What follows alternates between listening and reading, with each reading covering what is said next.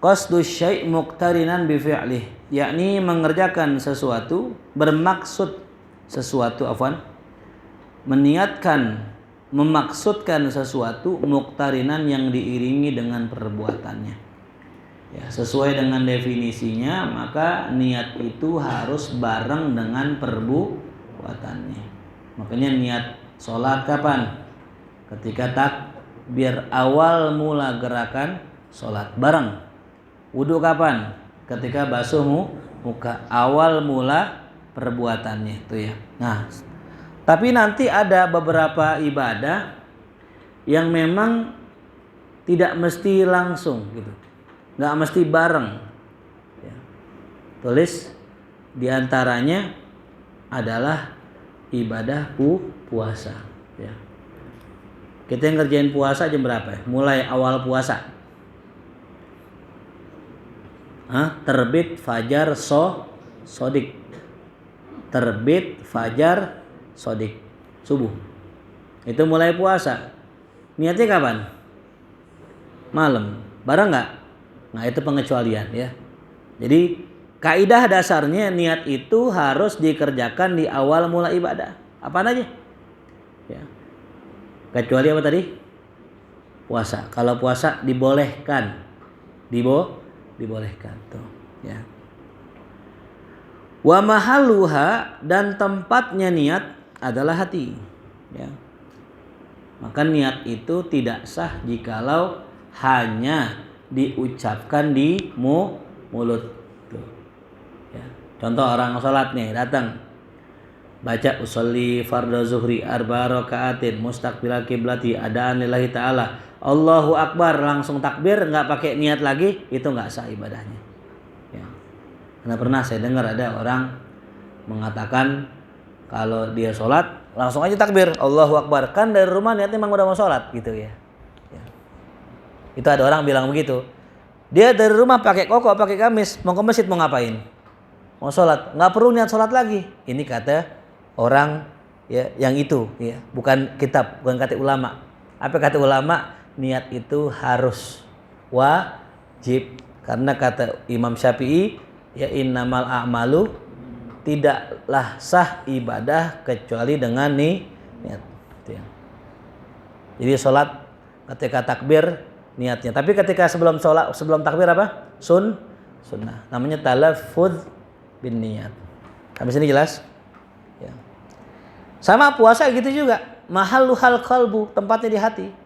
Kita lagi tarawih nih, kan baca niat tuh, nawaitu shauma ghadin an adai fardi syahri ramadhani hadhihi sanati lillahi ta'ala. Tapi kita lah ambil main HP, tapi kita sambil ngobrol, tapi kita sambil main-main apaan gitu. Nah itu nggak sah. Makanya pas ketika niat itu, aktivitas kita tinggalkan semua. Kenapa? Kalau kita sambil aktivitas, pasti hati kita nggak niat. Padahal yang diwajibkan niat itu dalam hati. Ya. Perhatiin baik-baik nih ya.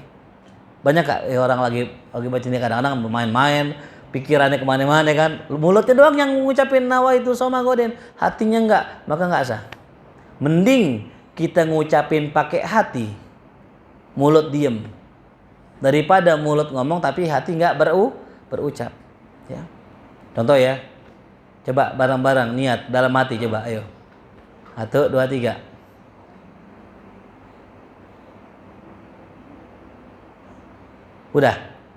Udah. Kebaca gak di sini? Nah, itu namanya niat. Jadi kalau di sini belum, di sini sunnah aja. Tuh ya. Nah, mahalluhal qalbu. Begitupun takbir. Ya.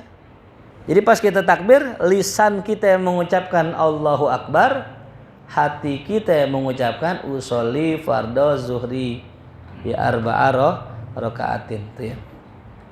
Jelas? Ya, jadi jangan gini, usolli fardhu zuhri Allahu Akbar. Makanya ketahuan orang kalau nggak niat ketahuan. Ya. Itu takbirnya cepet. Ya. Takbirnya cepet gitu. Cuman itu bukan buat orang ya, itu buat kita. Itu ya.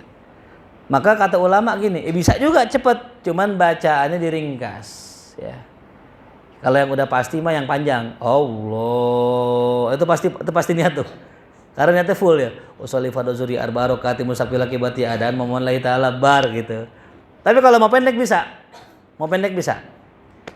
Karena rukun niat berapa? 3. Masih ingat? Masih ingat? Qasad, ta'arud, ta'yin. 3 tuh ya. Kalau 3 enggak dikerjakan maka tidak sah niatnya. Al-qasdu.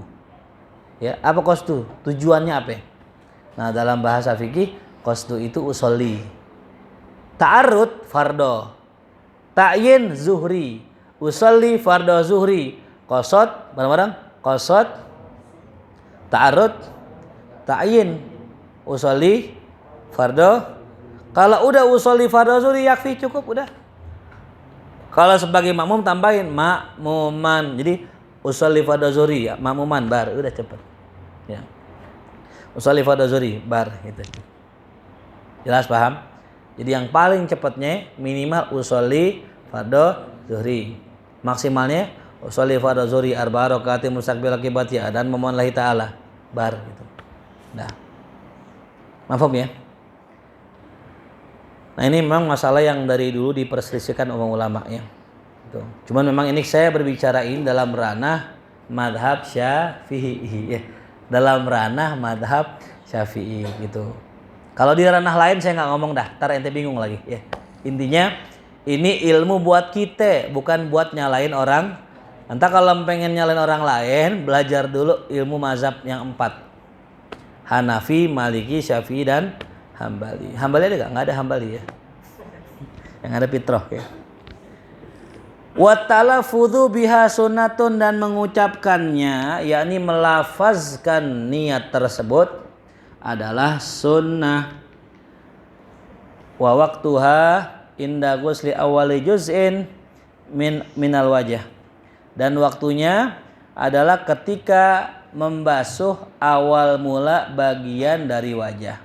Oh ya.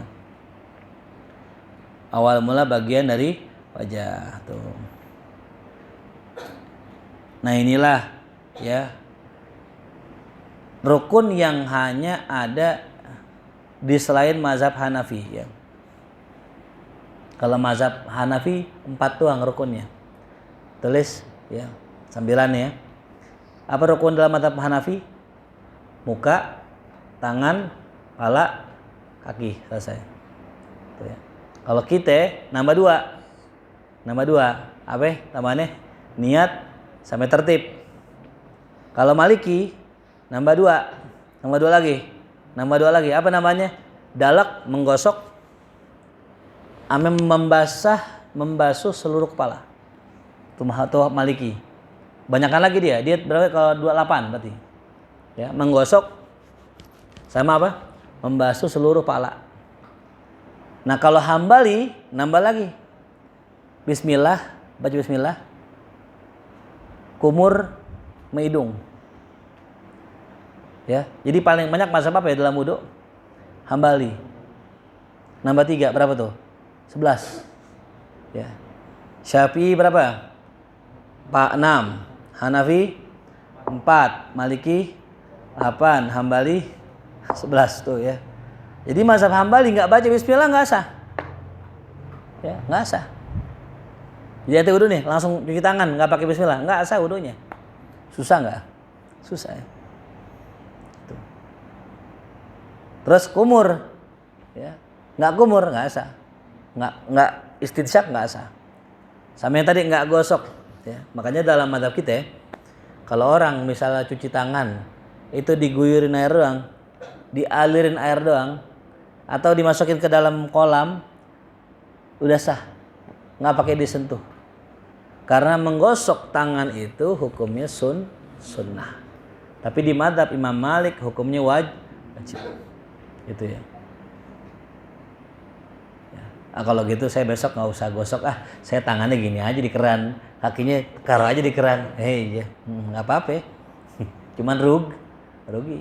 Ya, ada seorang ulama, ya, almarhum di Turki, mursyid Thariqah, wali insyaallah min auliyaillah. Beliau mengatakan begini, di dalam sholat, ya, kurang lebih terdapat 1000 sunnah. Siapa yang bermakmum denganku dan aku meninggalkan 3 sunnah saja, tinggalkan sholat dariku. Mufarokoh udah. Ya. Kalau aneh sebagai imam ninggalin 3 sunnah, mufarokoh dari aneh. Subhanallah. Ya. Artinya apa? Buat para pecinta Rasulullah, buat orang yang ya mahabbah dengan Rasulullah, kalau mereka dengar sunnah dikerjain, bukan ditinggalin ya. Kalau kita sekarang gimana? Sunnah gitu kan ya. Bener gak? Sunnah ini gitu. Kalau orang dulu mah enggak. Oh sunnah, aneh kerjain. Ya. Jelas paham? Ya. Salat witir gimana salat witir? Kemarin saya kasih PR kemarin ya. Nyari orang baik ya, baik ya. Nanti kita bahas ya. Kemarin saya janjiin ya nanti habis ngaji ya. Baik. Jadi kalau buat orang dulu, kalau ngedengar kata sunnah kalau orang sekarang ngedengar kata sunnah ditinggalin. Nauzubillah min dzalik ya Allah, jangan sampai kita punya hati kayak begitu ya Allah ya. Justru kita kalau bisa apa yang sunnah kita kerjain itu ya.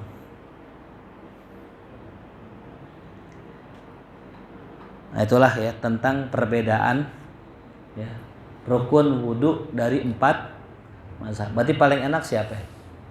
Paling dikit Hanafi ya. Tapi jangan salah, Imam Hanafi sholat witir hukumnya wajib. Itu dosa mulu tiap malam ya. Nggak sholat witir. Itu ya. Banyak nanti mazhab Hanafi yang berat-berat banyak. Makanya mazhab Hanafi itu banyak dipakai di Eropa, termasuk Turki. Ya, Turki yang kita kenal Istanbul tuh mazhab resminya ada Hanafi sana. Kalau Mekah, Madinah, ya Hanafi banyak, tapi pemerintahannya Hambali pemerintahnya. Tapi mazhab Hanafi, ame Syafi'i yang lumayan banyak. Wa tartibu, adapun tertib. Apa sih tertib? An la yuqaddamu udwan ala udwin, yakni tidak mendahulukan satu anggota akan anggota lain. Ya. Jadi tidak didahulukannya satu anggota atas anggota yang lain. Artinya tertib itu berurutan. Ya. Jadi kalau orang misal habis basuh muka, basuh kaki sah nggak? Nggak sah. Ya. Nah, saya pernah ceritakan dulu ya, ada seorang orang tua wudunya salah. Lantas Sayyidina Hasan wal Husain tahu nih ini orang tua wudunya salah, pengen dibalangin langsung, takutnya nolak. Akhirnya berinisiatiflah Sayyidina Hasan dengan Sayyidina Husain, ya Husain nanti ente wudu di sebelah orang tua itu, wudu yang salah, ntar aneh bilangin ente. Biar orang tua itu denger nasihat aneh, padahal aneh nasihatin dia, tapi aneh nasihatin ente. Dia wudu salah, dibilangin sama Sayyidina Husain, Husain bukan begitu. Yang bener dari muka, tangan, pala, kaki, begitu urutannya. Yang sebelah dengar, oh salah, aneh gitu. Subhanallah ya. Nah itu adab ya, adab yang luar biasa ya. Makanya kebanyakan para guru itu kalau nasihatin murid itu nasihatnya sindiran. Kebanyakan, kecuali yang udah batu, udah nggak punya hati, itu ya. Jelas paham ya. Jadi kalau misalnya contoh ada orang gendang-gendang gitu, malam-malam opak, dibilangin, oh merdi juga gendangannya, terusin. Kalau buat sebagian orang paham, oh nggak boleh terusin maksudnya. Tapi ada yang nggak paham, diterusin gendang-gendang. Kata Ustaz terusin katanya, lah ente makgul aja, pikir pakai akal, tengah malam orang gendang-gendang. Ya, kira-kira kalau disuruh Ustaz gendang-gendang itu namanya apa ya? Larangan apa ya perintah? Larangan walaupun berbentuk perintah. Jadi kalau kata guru saya gitu, kalau kita nasihatin murid jangan terang-terangan, nasihatinnya sindiran. Kecuali udah nggak bisa sindiran baru terang-terangan gitu ya. Itu jangan ya. Udah terang-terangan udah gitu. Zohir-zohiran udah gitu. Intinya apa pelajarannya? Ya, pelajarannya la yata'akhkhar. Jangan terlambat kalau kita dikasih tugas, ya. Pelajarannya begitu. Karena apa? Karena Kalau kita dikasih tugas terlambat nanti bisa menghambat yang lainnya. Gitu. Jadi bukan masalah kitanya, masalah yang lainnya tuh ya. Tadi kita udah ready 9:30, baru mulai jam berapa? Jam 10. Haza ya.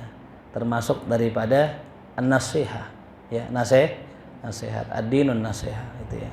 Kalau emang sudah dibilangin secara halus tidak sadar, maka diperbolehkan dengan terang-terangan gitu ya. Nah itu ya, tadi contoh masalah tertib. Adapun di mazhab Hanafi, tertib nggak ada tuh diwajibkan. Jadi kalau ente bermazhab Hanafi, ente wudhu dalam keadaan ya teracak gitu ya. Muka kaki tangan pala sah. Karena tertib hanya sunnah ya gitu. Tapi sekali lagi, buat Imam Hanafi dan pengikutnya, mereka nggak wudhu kayak begitu. Mereka nggak wudhu habis pala, muka habis muka, tangan nggak. Mereka wudhu sebagaimana wudhunya Rasulullah gitu. Ini kan cuma ditanya nih, cuma masalah ilmu hukum. Kalau ada orang wudhunya ngacak sah nggak? Kata ulama mazhab Syafi'i nggak sah. Kata ulama mazhab Hanafi sah. Tapi mereka sendiri wudhunya begitu nggak? Enggak. Mereka seperti Rasulullah. Ya. Jadi titik kesamaan antara semua madhab adalah muanya ngikutin Rasulullah gitu. Jadi madhab itu cuman ilmu teori. Gitu. Contoh nih, masalah pala, basuh pala. Kemarin kita bahas ya. Syafi'i segini sah. Orang kalau wudhu begini dong nih, sah. Mungkin takut jambulnya rusak, kalian bisa di salon. Bisa dicatok gini nih. Belah sini nih. Nyari aman. Sah. Yang penting mana? Pala. Bener gak? Ya. Dalilnya mana? Dalilnya gini. Kalau orang saya jitak, saya pocel belakang sini nih. Saya pocel sebagian. Orang itu bilangnya apa? Pak, saya dipukul. Apanya? Pala. Bagian mana? Segini aja udah dianggap pala. Saya bogem dari atas gini nih, boom gitu kan. Segini kena. Yang dibogem apanya? Pala gitu. Jadi semuakah atau sebagiankah itu namanya Makanya ketika wamsahu biruusikum, usaplah kepala kalian, mau dikit mau banyak udah termasuk Makanya Imam Syafi'i cukup sebagian aja udah termasuk kepala gitu. Ya. Nah kalau Maliki enggak, Maliki semua. Hanafi sebagian besar. Begitupun Hambali. Nah, pertanyaan kita, mereka sendiri kalau wudhu bagaimana? Hah? Imam Syafi'i kalau wudhu gini dong gitu Imam Syafi'i? Enggak. Itu cuma buat ilmu doang. Imam Syafi'i wudhunya ya sempurna sampai belakang, sampai semua. Buat ilmu kalau ditanya Ustaz, ada orang teman saya wudhu begini, sah enggak? Ya sah gitu doang. Ya. Sama kayak tadi mazhab Hanafi, orang enggak tertib, sah enggak? Ya sah. Cuman mazhab Hanafi sendiri mengamalkannya nggak begitu gitu. Jelas paham? Mereka mengamalkan dengan sempurna tuh ya. Nah, ada pertanyaan, Ustadz kalau ada orang yang wudhunya itu nggak tertib bagaimana? Nah ini dia. Ya, ada tulis sebuah faidah. Orang yang apa-apaan nggak teratur, ya nggak tertib, maka ada kekacauan di otaknya, ada masalah di otaknya, di pikirannya tuh ya. Dia apa-apaan nggak teratur gitu. Kalau bikin kopi, kopinya dulu dimasukin mulut gitu, baru air gitu kan. Ada apa-apanya di otak itu. Kalau orang bener kan pasti kan punya apa ya? Punya tertib kan ya. Yang orang bilang rotib, yang orang bilang wirid, itu ya pasti tertib. Gitu. Apa dulu kalau orang mau bikin kopi? Ayo. Hah? Gelas dulu, bener gelas dulu. Gelas, tertangan gini. Kokop gini. Habis gelas ngapain? Nah, tergantung mazhabnya nih. Ini ente mazhab galon apa dispenser apa mazhab air panas nih ya. Kalau kata saya punya guru, kalau kopi di mana dispenser katanya kurang nyahut katanya, ya. Itu pun ada caranya, apinya gimana? Apakah dicemplungin kopinya ke air apa nanti di gelas? Saya coba yang mana? Andi gimana, Dik? Gelas dulu, dicemplungin ke gelas apa dicemplungin ke ininya? Tergantung mazhabnya nih ya. Habis dari situ ngapain? Ngasih gula bagaimana? Kan ada urutan nih kan? Nah itu urut bikin kopi aja pakai urutan, apalagi bikin kopi pakai urutan. Masa kita wudhu nggak pakai urutan? Ya. Bikin Indomie orang Indomie. Hah? Indomie pakai urutan nggak? Pakai kan gitu. Jangan langsung lengkap aja. Panaskan air, tuang Indomie, bungkus itu tuang. Ya kan buka dulu urutan, jangan satu lewat kelar itu. Ya, tuh. Jelas ya. Jadi kalau ada orang yang ibadahnya nggak runut, nggak runtut, pasti ada sesuatu yang salah. Ya.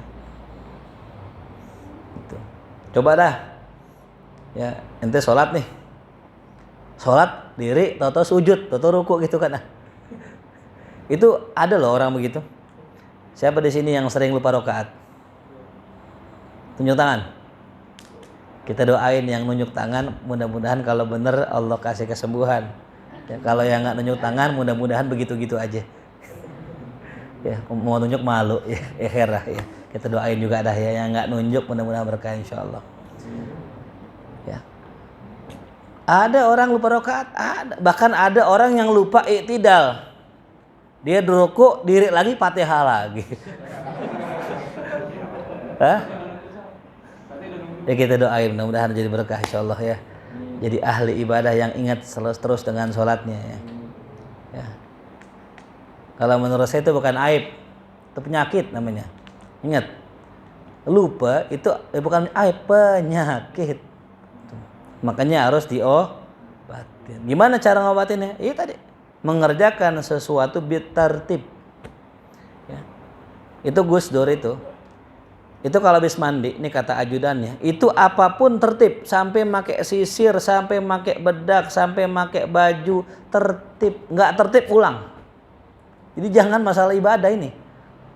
Ya masalah pakai bajunya aja, tertib. Nyisir dulu, minyak wangi dulu, apa dulu, diatur itu. Subhanallah. Ya. Jadi kalau kita membiasakan diri kita tertib, insya Allah itu mempengaruhi kehidupan kita. Ya. Contoh nih, kita mau nyediain makanan buat guru kita. Gimana biasanya orang? Ya. Apa itu dulu? Makanan dulu apa air dulu?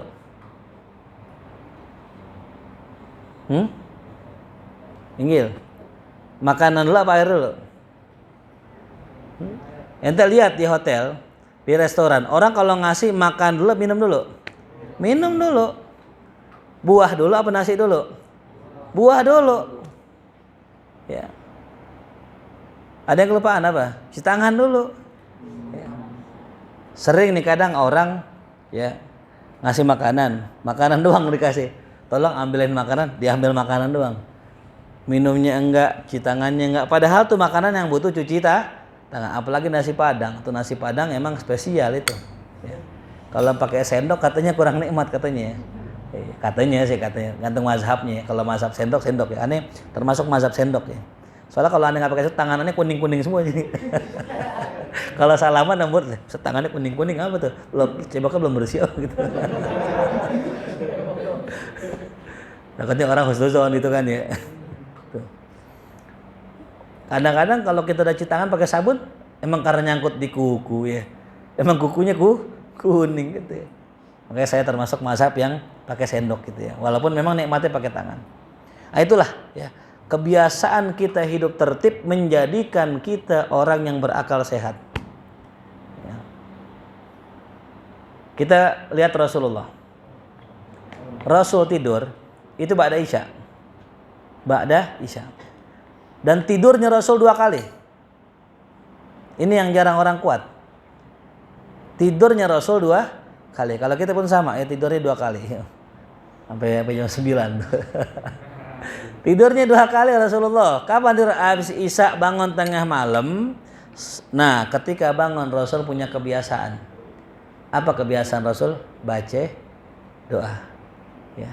Gimana? Alhamdulillahilladzi radda alayya ruhi wa afani fi jasadi wa adzina li bidzikri. Itu doa yang Rasulullah. Atau alhamdulillahilladzi ahyana ba'dama amatana wa ilaihin nusyur. Atau ya, baca doa yang lain, ada itu dalam kitab Al-Adhkar. Nah, terus baca surat Ali Imran. Ini yang jarang orang baca ya. Ya, inna fi khalqis samawati wa ikhtilafil laili wan nahari la ayatil liulil albab alladzina yadhkurunallaha qiyaman wa qu'udan wa ala junubihim wa yatafakkaruna fi khalqis samawati wal ard sampai akhir ayat, sampai ayat 200 akhir surat Ali Imran. Tuh. Itu tiap hari begitu Rasulullah tuh. Paling kalau bacanya lain ya mungkin kadang-kadang ganti, tapi tetap baca doa. Tuh ya. Habis bangun baca doa, sholat, selesai sholat Rasul tidur kembali. Gitu. Dan bangun di akhir malam, itu Rasulullah. Jadi Rasul tidur 2 kali. Itu berat itu. Karena yang enak begini, bangun tadi jam 2:30, udah melek sampai subuh, enak gitu. Yang susahnya lagi ketika kita udah tidur, udah bangun, tidur lagi, bangun yang kedua susah. Ya. Apalagi orang yang udah biasa sholat malam, kalau udah sholat malam tenang nggak hati? Tenang. Orang biasa sholat isya, itu kalau belum sholat isya tidur nggak tenang, malam bangun. Nah sekarang kalau orang udah tidur, udah biasa sholat isya, terus tidur, tenang nggak tidurnya? Nah saking tenangnya bangunnya johor tuh, saking tenangnya tuh. Udah bebas, udah sholat isya, udah kelar. Ya, jadi Rasul punya kebiasaan tidur berapa kali? 2 kali. Sholatnya 2 kali, tidurnya 2. Ini as'ab, ya paling sulit. Tuh. Kalau kita nggak bisa dah ya, saya udah praktekin nggak bisa. Kenapa nggak bisa? Kita tidurnya jam 12. Mau tidur jam berapa lagi ya? 2 kali bisa ngendusin ya, ngendusin kencing tidur lagi bisa tuh. Ya. Tapi kalau untuk kayak Rasulullah kayaknya nggak. Kalau kita tidur jam 12, harus tidur jam 8 paling nggak. Jam 9 paling malam. Jam 9 bangun, jam 12 sholat sampai jam 2 tidur, jam 3 bangun sholat sampai subuh. Itu cakap luar biasa kayak Rasulullah SAW. Nah habis subuh Rasulullah ngapain? Nah Rasulullah zikir. Ya. Kadang-kadang Rasulullah ya bercengkerama bersama para sahabatnya. Ntar sahabat nanya dah. Biasanya nih kalau subuh-subuh banyak yang nanya masalah ngimpi sama Rasulullah. Tuh ya. Subuh biasanya pada subuh. Karena kan malam ngimpi tuh. Ya Rasul malam saya ngimpi gini. Makanya itibaknya kata ulama kalau pengen nanya ngimpi paling bagusnya pada subuh. Itibak sama sahabat. Itu. Cuman nggak apa-apa nanya juga soal itu ya. Nggak mesti pada subuh ya. Tahu-tahu mulia ke rumah saya. Assalamualaikum guru. Ngapain mau nanya ngimpi? Ngimpi apa semalam? Ngimpi buaya. Wah, menang togel ente mutar. Ya, jadi afdolnya ya memang nanya mimpi pada subuh. Nah, habis subuh Rasul ngapain? Rasul sholat isyraq. Habis isyraq Rasul ke rumah istri-istrinya tuh pagi. Ya. Disitulah Rasul menanyakan istri-istrinya hal indaki ta'am gitu biasanya. Apakah engkau punya makanan? Enggak ada ya Rasul. Idzan ana shaim. Tuh. Ya. Jadi begitu hidupnya Rasulullah. Ya. Tertib. Walaupun kadang-kadang ahyanan menyesuaikan dengan kondisi kadang. Nah itu makanya orang yang nggak punya wirid itu kayak kirit. Man laisa lahu wirid huwa kirit. Yang nggak punya wirid kayak monyet. Nggak monyet lompat sono lompat itu. Ya. Tar sono, tar sini, tar begono, tar begini nggak jelas. Ya. Hewan yang terkenal rakus siapa? Monyet.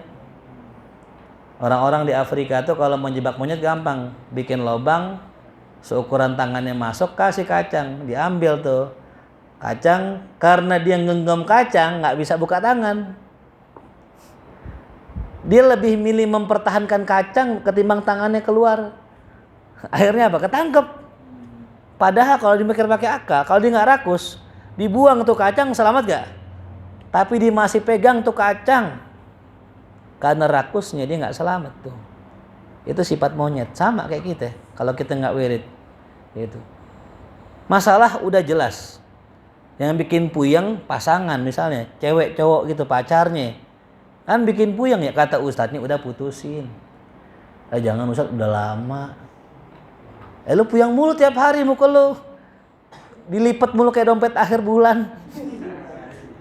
Mendung mulu muka tuh, nggak pernah cerah. Udah putusin. Ya Ustadz jangan. Tuh kan sama kayak monyet ya. Padahal kalau dilepas itu kacang, dilepas tuh perempuan, keluar gak masalah? Emang ogah banget karena sifatnya udah sifat kenapa nggak pernah man laisa lahu wirid fahuwa kirid. Tuh, ingetin tuh ya, siapa yang nggak punya wirid kayak apa ya? Paling nggak minimal ente punya wirid sholat witir dah tuh, yang tadi saya bilang, yang kemarin saya bilang. Yang nggak witir bukan golongan kami itu dah tuh. Ya Allah, saya ngeri banget dikata bukan golongan Nabi itu. Jelas ya. Besok Idul Adha nih sama. Ya. Idul Adha waktunya kita wiridan kita tahunan. Ya. Korban. Yang udah biasa korban kalau bisa korban. Saat kayaknya nggak punya duit nih. Kayaknya nggak punya. Ente ngatur kekuasaan Allah. Emang siapa yang nyamin besok ente ya nggak dapat rezeki? Bisa jadi dapat apa? Rezeki, uang kaget kan gitu ya. Betul gitu. Astagfirullahaladzim. Nih duit, alhamdulillah tuh kaget beneran tuh ya. Jadi bisa jadi ya. Berapa hari lagi kita Idul Adha? Hah? Udah ngitungin aja ya. Subhanallah ya. Masih ada waktu ya. Niatin wirid nih ya.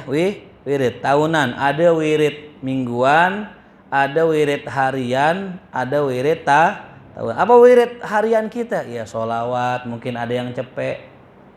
Ya, ada istighfar 100, la ilaha illallah 100. Mau nambah lagi mungkin sholat witirnya harian tuh. Ya, harus ada ya. Ini saya nggak tanya dah ya. Pokoknya yang penting harus ada. Yang kedua, bulanan. Apa wirid bulanan kita? Ya. Apa kira? Sedekah kali mungkin. Aku sedekah nih bulanan gitu. Yang punya duit. Yang nggak punya duit apa? Wiridannya mungkin sholat tasbih. Aku tiap malam Jumat sebulan sekali tasbih gitu. Apapun itu, atau ziarah mungkin. Apaan aja. Dan ada yang tahunan. Yang tahunan tuh kayak korban. Nah itu tahunan tuh. Bahkan ada dalam kitab Idoh itu dijelaskan, ada orang yang wiridan mingguannya korban. Tiap minggu korban. Masya Allah tuh udah Masya Allah tuh. Tiap minggu potong kambing, tiap minggu potong kambing, tiap minggu potong kambing itu begitu.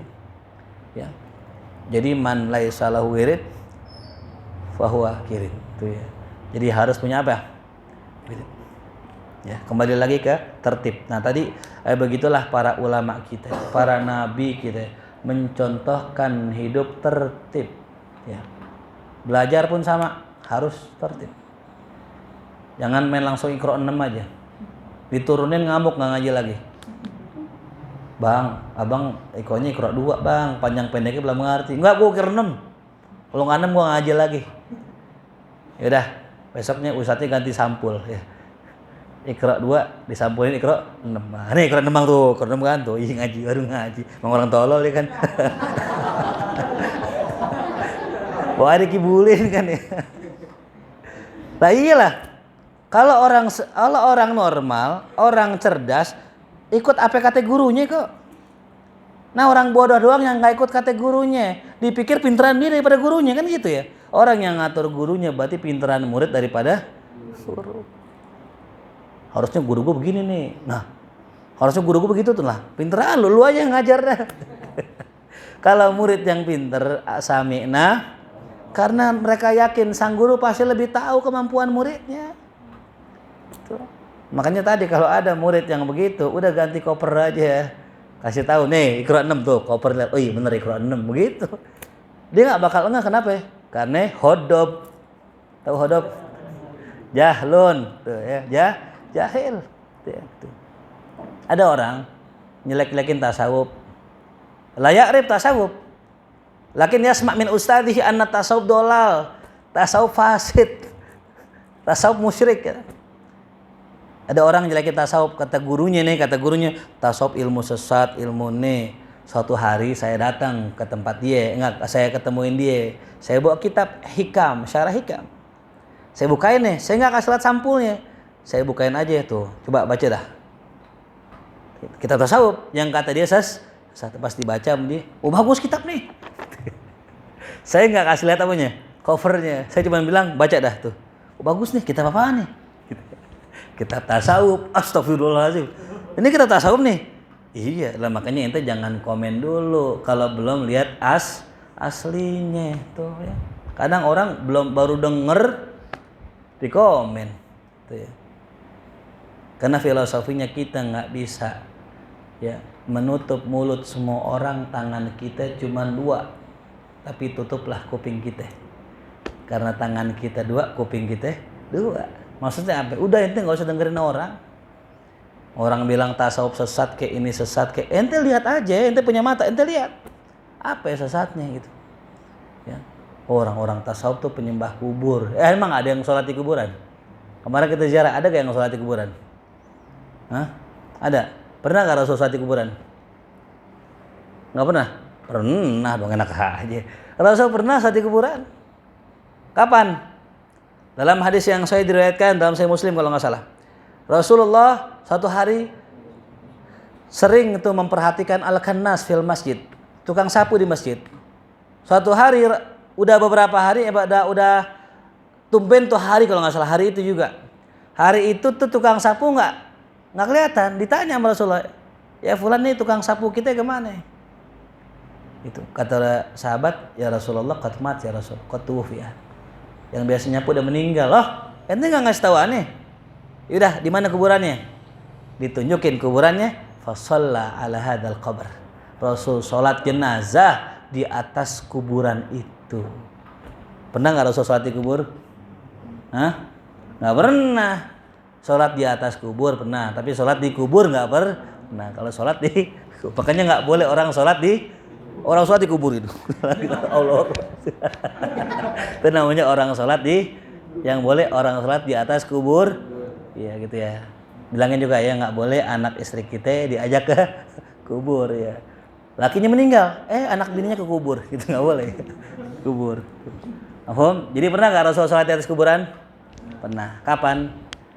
Nah, waktu zaman Rasulullah gitu ya, bukan sekarang ya. Nah, itu tadi. Jadi kita jangan dengerin tuh yang di YouTube tuh, maaf ya. Ada yang bilang Allah punya kaki katanya. Allah punya kursi. Ya. Kalau kursi ini ya, kalau saya duduk pakai kursi, minimal banget nih atribut saya apa? Minimal banget saya punya apa? Punya kaki, ya kan? Punya paha, ya, punya bokong, minimal nih. Terus ada ustadz di YouTube bilang Allah punya kursi, Allah duduk. Itu dari mana? Dari ayat kursi.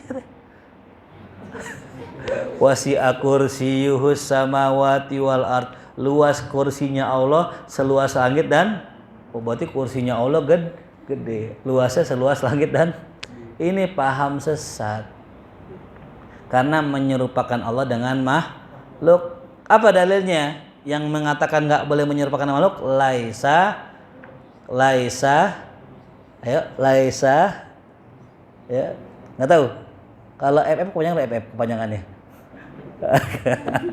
Anak kecil ditanya, bilang FF Free Fire tahu. Rukun Islam. Apa Ustadz? Ustadz masa. Ini yang ngajarin siapa nih rukun Islam Ustadz ini? Ditanya sama nih, kalau FF kepanjangan apa? Free Fire. Tahu. Gimana?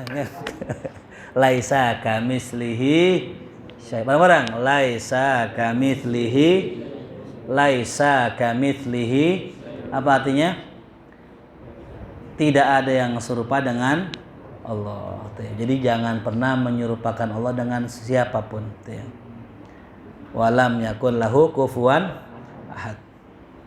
Ya, nah itulah kurang lebih ya pembahasan kita tentang masalah niat dan tertib ya. Mudah-mudahan Allah Subhanahu wa taala berikan kita taufik dan hidayah untuk bisa terus istiqamah di jalan Allah Subhanahu wa taala. Ala hadhihi niyya al-Fatihah. A'udzu billahi minasyaitonir rajim. Bismillahirrahmanirrahim. Alhamdulillahirabbil alamin arrahmanir rahim maliki yaumiddin. Iyyaka na'budu wa iyyaka nasta'in ihdinas siratal mustaqim. Siratal ladzina an'amta 'alaihim ghairil maghdubi 'alaihim waladdallin. Allah bihaqil Fatihah, suril Fatihah, karamatul Fatihah, iftah lana babal khair, waqtim lana bil khair, waj'alna wa dhurriyyatina wal hadirin min ahlil khair. Allahumma anfa'na bima 'allamtana wa 'allimna ma yanfa'una warzuqna 'ilman tanfa'una fid din wa dunya wal akhirah. Rabbana atina fid dunya hasanah wa fil akhirati hasanah wa qina adzabannar. Sallallahu ala sayyidina Muhammadin wa alihi wasallam. Walhamdulillahi rabbil alamin. Ya Rasulullah, salamun alaik. يا رفيع الشان والدرج يا رسول الله سلام عليك يا رفيع الشان يا رسول الله سلام عليك يا رفيع الشان والدرج اللهم صل وسلم وبارك عليه وعلى آله. السلام عليكم warahmatullahi wabarakatuh.